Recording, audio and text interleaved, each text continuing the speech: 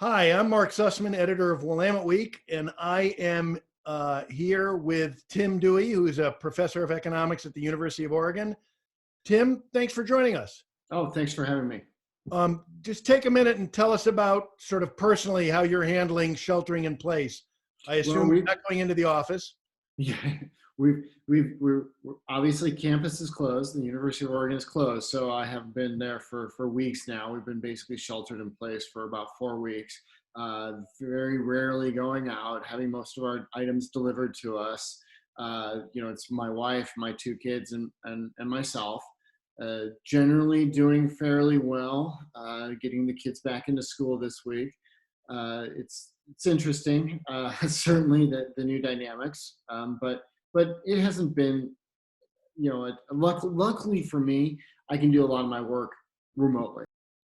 Tim, in addition to teaching economics, you write quite a bit about the economy for national publications. You're asked to speak frequently.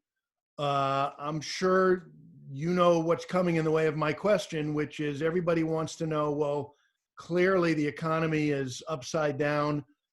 How bad is it going to be and how long is it going to last? Well, that's a great question, and there's a lot of different parts to it.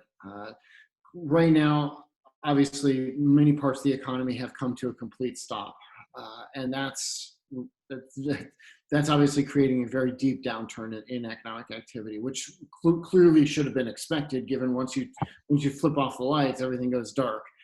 So that's a big challenge that we're working through right now. How long that lasts is the real question here. A couple weeks versus a couple months versus 6 months will have a big impact on how the economy evolves going forward, and a lot of that is dependent right now on the path of the virus. But is it your sense that this is going to be a more painful, whatever you want to call it, the economic downturn than the 2007-8? I think it's hard to avoid that. We're so unfortunate. 2 or 3 months ago, I would have said that there's no major dislocation in the economy. There's no reason to expect a large downturn. In fact, we'd only seen small, blips in the data since the last recession. Obviously, unless you accounted for the possibility the entire economy fell off the cliff at once because you pushed it off the cliff, that creates a very, very different situation. So, yeah, to me, it was likely, almost certain that the net situation, the depth of this is going to be worse. The only, I don't want to say it's silver lining, but benefit we have right now is that policy has been much more responsive in this crisis than it was in that crisis. Tim, talk about Oregon, how we're going to fare. Are we going to be worse off or better off than other states as we work through this? Right. So in this situation, there's going to be a couple different factors. We're a little bit more manufacturing heavy, and so typically that would disadvantage us. That might advantage us like this time. So if you have large firms like Intel that are still operating, then maybe you have a little bit of a net benefit relative to some other states. But we also have, a heavy tourism and travel industry composed of a lot of small firms, and they can be severely impacted by this. And then, absent a rapid PPP loan, they might already be out of business, and will have to be rebuilt on the other side. Mm-hmm.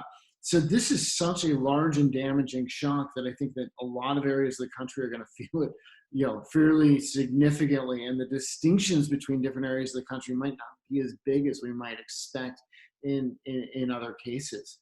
You just generally do not turn off the lights for the entire country at once. Do you have any sense, looking into your crystal ball, of what fundamental changes are going to be made to the Portland and the Oregon and the United States economy as a consequence of this? That's a great question too. And I'm always wary of suggesting there's going to be huge change. I tend to think people's behavior is fairly sticky. That in the near term, people will avoid doing things like travel and tourism, right? Particularly they'll avoid going to crowded areas. I don't think our tastes and preferences have changed dramatically. I think that we still want to travel, we still want to go to concerts, we still want to do the things that we were doing prior to the virus. I think we'll look for ways to return to that as much as we can. So I don't know that there's going to be some major shifts in consumer behavior as a result of this, especially if you get a vaccine or something that alleviates the concern that we have right now. Let me ask you quickly about taxes. We have been doing the last week or two endorsement interviews with candidates running for office, city council, legislature, statewide office. And a number of them have said in response to this public health crisis that this is a demonstration of the need to completely reform Oregon's tax structure.